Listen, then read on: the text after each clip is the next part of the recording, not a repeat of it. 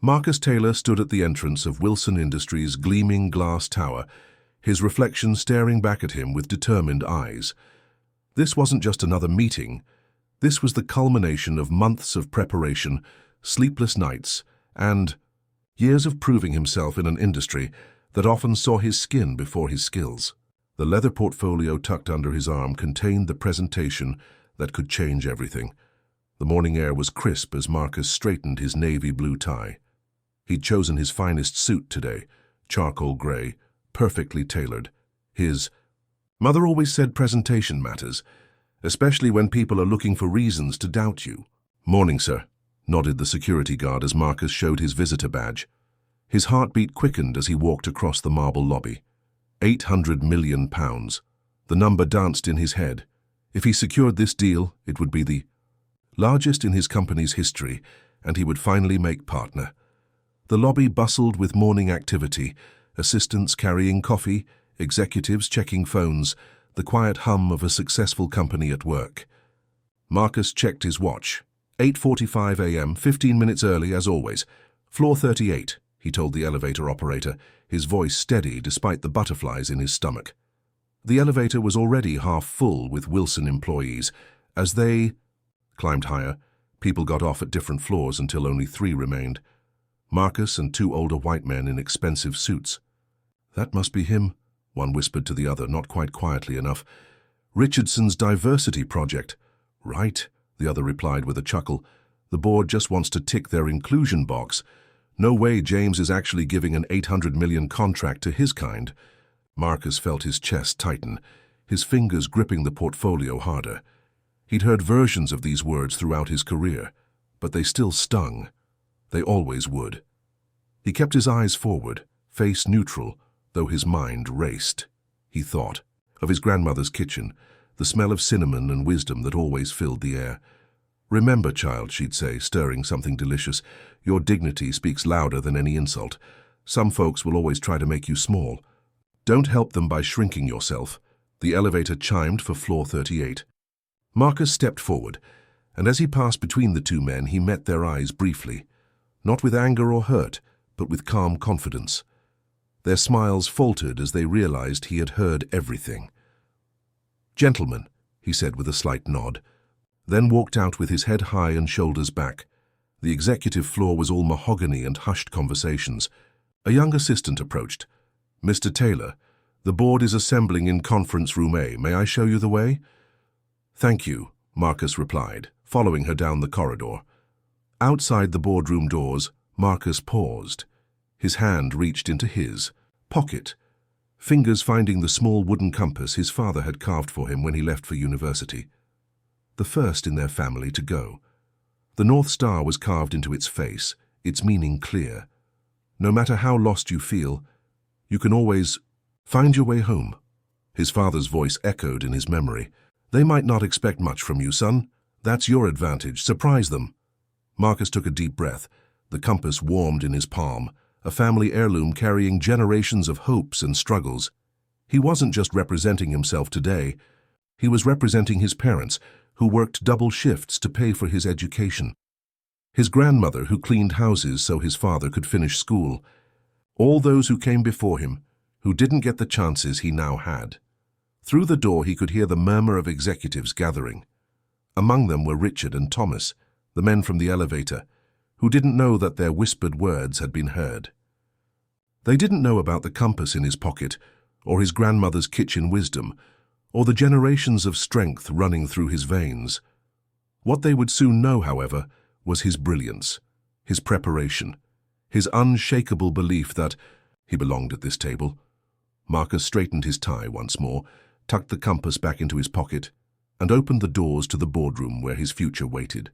The conversations hushed as he entered. 12 faces turned to look at him, some curious, some dismissive, 1 or 2 openly hostile.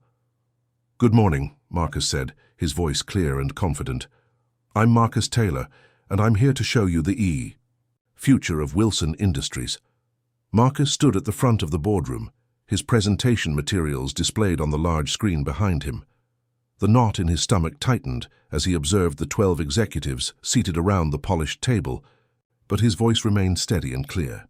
The integration of Wilson's network security with our cloud infrastructure would create an unmatched system, Marcus explained, clicking to the next slide, showing impressive projection graphs. Our analysis suggests a 40% increase in efficiency and a 25% reduction in costs within the first year alone. Richard Hampton, the older executive from the elevator, sat with his arms crossed. His eyes occasionally darted to his uncle, CEO James Wilson, then back to his notepad, where he pretended to write something important. Marcus noticed the empty page from where he stood. "These numbers seem optimistic," Richard interrupted, not looking up from his blank notepad. "Perhaps too optimistic for companies with different backgrounds." The slight pause before backgrounds wasn't lost on Marcus. He had heard this coded language throughout his career. "The projections are based on 6 similar integrations we've completed in the past 3 years," Marcus replied smoothly, bringing up case studies, including Wilson's main competitor, Bradshaw Technologies, which saw even higher returns than what we're projecting for you. From the middle of the table, Emma Phillips leaned forward. Unlike her colleagues, her notepad was filled with actual notes, questions marked in the margins. "What about the timeline for employee training?" she asked. "That's often where these integrations face their biggest hurdles." Before Marcus could answer, Thomas cut in. "I think we're getting ahead of ourselves with these details, Emma. Let's stick to the bigger picture for now." Emma frowned but sat back. Marcus caught her eye and nodded slightly, acknowledging her question. "Actually, the employee training timeline is critical," Marcus said, bringing up a detailed schedule. "We've developed a 3-phase approach that minimizes disruption while ensuring everyone is comfortable with the new systems." For 2 hours, Marcus navigated their questions, some genuine and others clearly designed to trip him up. He noticed how Richard whispered to the CEO during key points of the presentation, how several executives checked their watches with increasing frequency. "Let's break for lunch," James Wilson finally announced. "We'll reconvene at 2 to continue." Discussions. The room quickly emptied. Emma stopped briefly by Marcus's side. "Impressive work on the security protocols," she said quietly, before being called away by a colleague. Marcus gathered his materials and found a quiet corner in the building's atrium. He pulled out his phone and dialed a familiar number. "William?" "It's Marcus. Do you have a minute?" "For you." "Always," came the warm reply. William Jackson had been one of the first black executives at a major tech firm in the 1980s. Now retired, he mentored younger professionals like Marcus. "The elevator thing happened again," Marcus said, keeping his voice low, "and I'm pretty sure the CEO's nephew is working against me behind the scenes." William's deep chuckle came through the phone. "Some things never change, do they? Tell me." "What happened?" Marcus explained the morning's events, the coded language, the dismissive attitudes, and the one ally who couldn't get a word in edgewise. "You know what I'm going to tell you," William said when Marcus finished. "I know, but I need to hear it anyway. Your excellence is your weapon, but your character is your shield," William said, repeating the mantra he'd shared with Marcus years. "Ergo, they expect you to fail or to get angry or to give up. Each time you refuse to do those things, you win." "It's exhausting sometimes," Marcus admitted, watching people pass by, unaware of his inner struggle. "It is," William agreed. "But remember who you are. Remember whose shoulders you stand on. People like us don't have the luxury of just being good. We have to be exceptional. And you, my friend, are exceptional." Marcus felt his resolve strengthen. "Thanks, William. I needed that." "Now go show them why they should be taking notes for real," William said before hanging up. When Marcus returned to the conference room at 5 minutes to 2, he immediately sensed something was wrong. Only 5 people remained at the table. Emma, 2 junior executives, and 2 board members who had been quiet all morning. The CEO was gone. Richard was gone. All the main decision-makers had vanished. "Where is everyone?" Marcus asked, trying to keep the dismay from his voice. Emma looked uncomfortable. "Mr. Wilson and the others had an urgent matter come up. They asked us to continue and said they'd review our notes later." Marcus understood what had happened. This was an old tactic, one he'd seen before but never expected at this level. For a deal this size, they hadn't just dismissed his presentation, they had dismissed him entirely. For a moment, Marcus considered packing up and leaving. Instead, he remembered William's words and his grandmother's wisdom. He thought of the compass in his pocket, still pointing north despite the changing winds. "Well then," Marcus said, setting up his presentation again with renewed determination, "let's make sure those notes are worth reviewing." Marcus followed Emma as she walked him toward the elevator, her steps quick and her voice hushed. "They're calling it reconsidering the strategic fit," she explained, glancing over her shoulder to make sure no one was listening. "But that's just corporate speak. Richard spent an hour with his uncle after lunch." Marcus felt a heaviness settle in his chest. "And now they want us out." Emma nodded, her face troubled. "I'm sorry, Marcus. For what it's worth, your proposal was brilliant. The integration plan was exactly what we need." They reached the elevator doors. Emma hesitated, then pressed a small USB drive into his hand. "The security footage from the conference room. It records everything, including before meetings start. I thought, well, it might be useful." Before Marcus could thank her, his phone rang. The screen showed his firm's CEO, Robert Bennett. "I should take this," Marcus said. Emma squeezed his arm briefly and walked away. "Bennett here." "What the hell happened, Taylor?" his boss barked without greeting. "I just got a call from James Wilson himself saying the deal is off. £800 million gone. Whatever stunt you pulled." "I didn't pull anything," Marcus replied calmly, though his heart raced. "Their executives had already decided before I walked in the door." "That's not what I'm hearing," Bennett snapped. "Wilson said something about your aggressive approach and unrealistic projections. Fix this, Taylor. Your career depends on it." The line went dead. Marcus stared at his phone, a mixture of anger and disbelief washing over him. After everything he'd done right, after all his preparation, it had still come down to this. In his hotel room that evening, Marcus loosened his tie and sat heavily on the edge of the bed. The 800-meter deal that would have transformed both companies and made him the youngest partner in his firm's history had vanished like morning mist, all because two men in an elevator couldn't see past his skin color. He pulled out Emma's USB drive and plugged it into his laptop. The video file opened to show the empty conference room. He fast-forwarded until people began entering. Richard and Thomas arrived first, followed by the CEO. "Is this the diversity candidate?" James Wilson asked, checking his watch. Richard nodded. "Don't worry, Uncle James, we'll go through the motions, but I've already spoken with Blackstone Group. Their terms are better, and frankly, they're a better cultural fit." "Good," the CEO replied. "The board's been pushing this inclusion nonsense. This way we can say we considered all options." Marcus felt a rush of validation followed quickly by deep disappointment. He hadn't been paranoid. The game had been rigged from the start. He continued watching as other executives filtered in.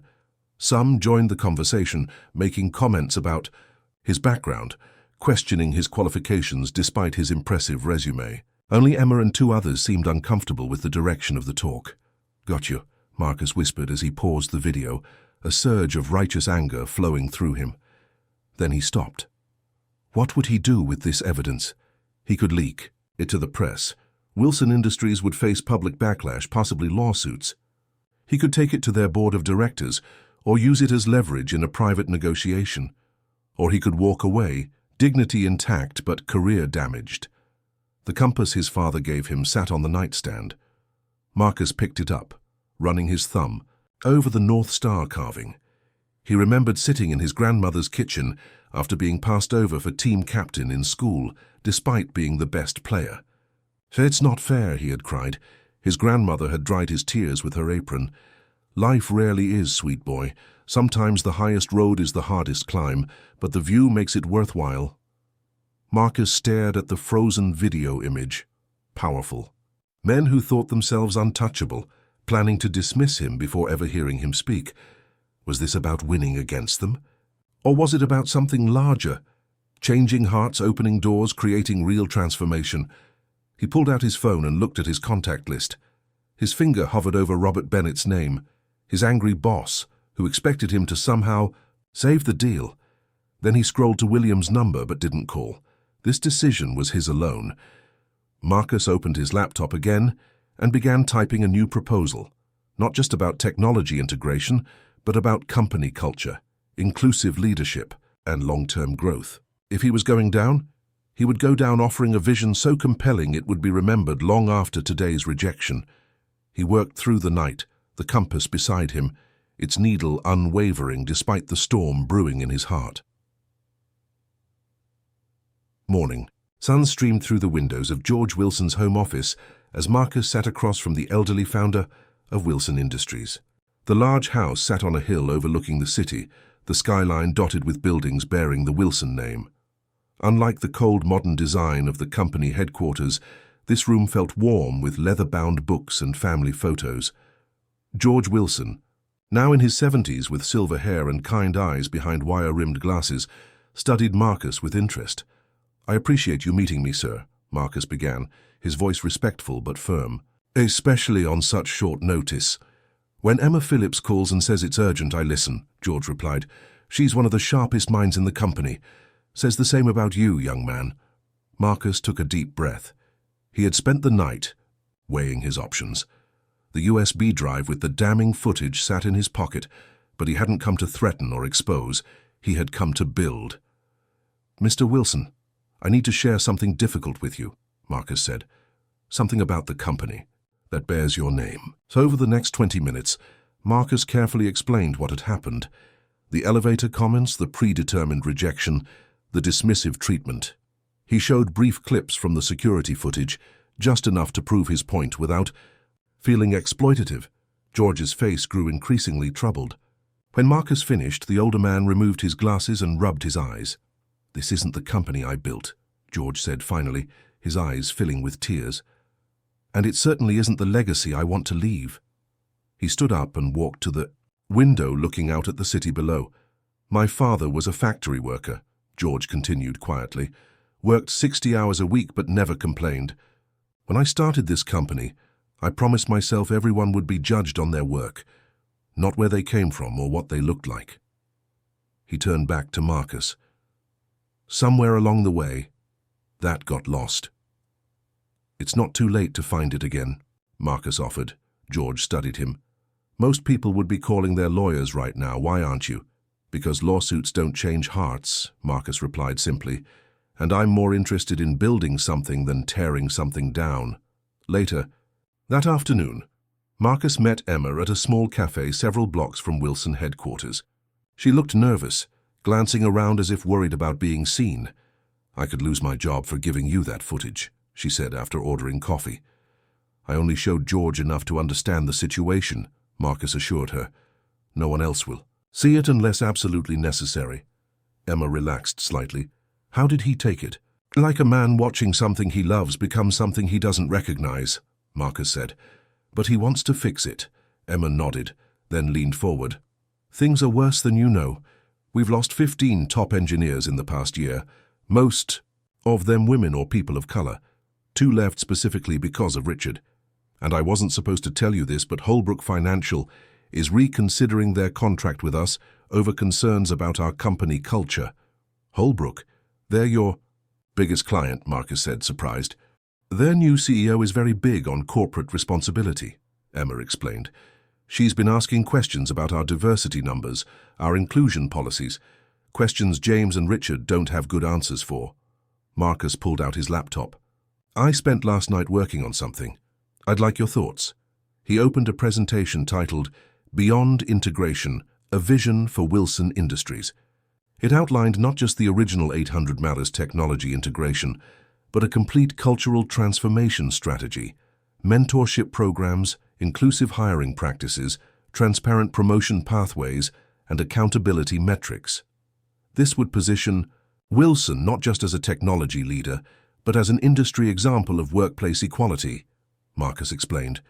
And the data shows companies with diverse leadership outperform their competitors by 36%. Emma studied the slides, her expression thoughtful. "This is brilliant, but Richard and James will never go for it." "Maybe not," Marcus agreed, "but George might, and from what I understand, he still owns 60% of the company." Emma's eyes widened. "You're thinking of going over their heads." "I'm thinking of giving them a chance to be part of the solution," Marcus corrected. "Sometimes," he added, thinking of his grandmother's wisdom. The most valuable advice isn't about technology or systems, but about humanity. Emma looked at him with newfound respect. You know this could still backfire. Your career is on the line. So is the kind of world my future children will work in, Marcus replied, closing his laptop. Some things are worth the risk. The gleaming elevator doors opened on the 38th floor of Wilson Industries. Marcus Taylor stepped out, adjusting his tie with a confidence that came from within. 3 months had passed since that fateful day, but this time everything was different. The receptionist smiled warmly. Good morning, Mr. Taylor. The board is ready for you. Marcus nodded his thanks. The last quarter had been a whirlwind of change. After his meetings with George Wilson and Emma, things had moved quickly. George, deeply troubled by what he'd learned, had come out of retirement to personally guide the company back to its founding values. Richard had been reassigned to the Australian office, a promotion that everyone understood as the gentle removal it was. Most surprisingly, James Wilson had stepped down as CEO, acknowledging that new leadership was needed for new times. As Marcus walked the corridor, employees greeted him by name. The cold, unwelcoming atmosphere had transformed into something warmer, more human. Through the glass walls of the conference rooms, he could see diverse teams working together, their energy visible even from a distance. Emma Phillips, now Chief Innovation Officer, met him at the boardroom door. Her new position had been one of George's first decisions. Ready for the big announcement? She asked with a smile. As ready as I'll ever be, Marcus replied.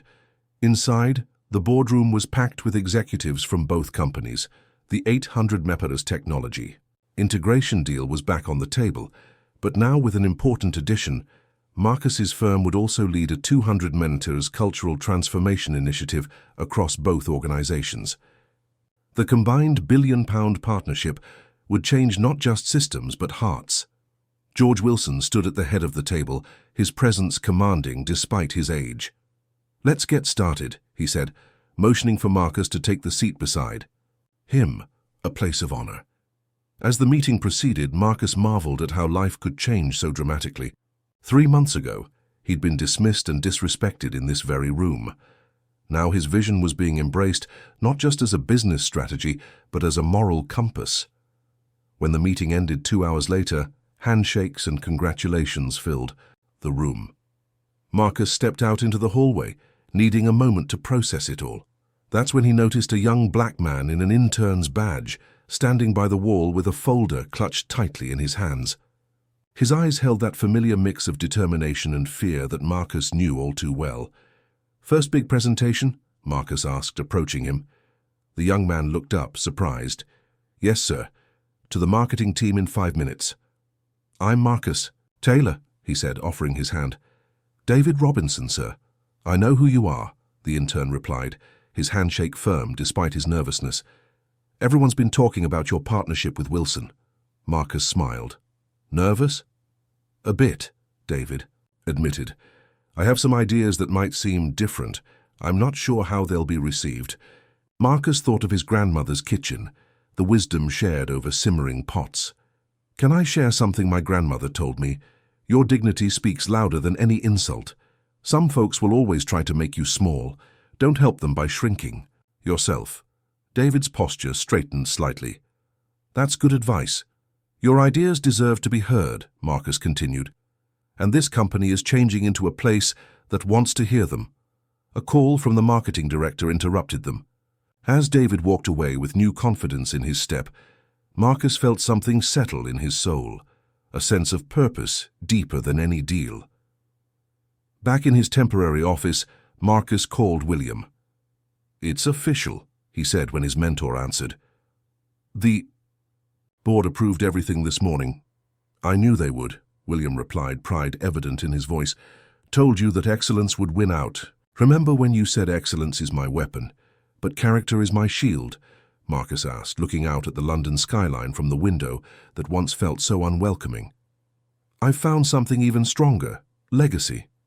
Tell me, William said. Just met a young intern named David. Reminded me of myself 10 years ago. The difference is he won't have to fight the same battles I did. Not here, anyway. Marcus watched the city below, people moving like ants, each with their own stories. That's the real victory. After hanging up, Marcus stood at the window for a long moment. The compass his father gave him sat on his new desk, its north still true. His grandmother's wisdom echoed in his mind. And now his own contribution added to their legacy, doors opened that would never close again. Sometimes success wasn't measured by deals closed, but by who could walk through after you passed. Marcus smiled. £1 billion was impressive, but this was priceless.